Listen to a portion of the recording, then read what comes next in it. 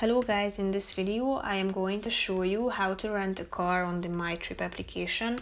But first I just want to mention, don't forget to subscribe to my channel, because at 10,000 subscribers I am going to show you my whole YouTube revenue statistics and growth strategy, how to make money online. Now let's jump into it. First of all, open the application on your phone.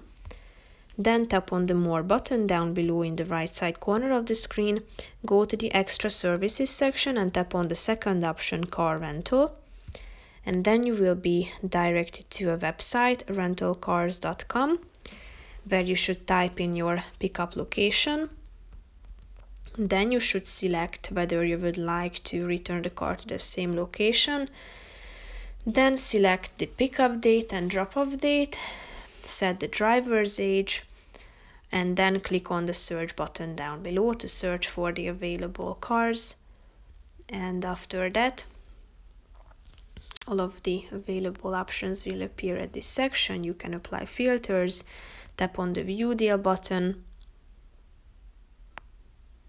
and here you can see what this rental includes. So here you can see, and tap on the Go to Book button, go to book with or without full insurance, and then you can finalize this process. So that's pretty much it for this video, guys. See you in the next one. Bye bye.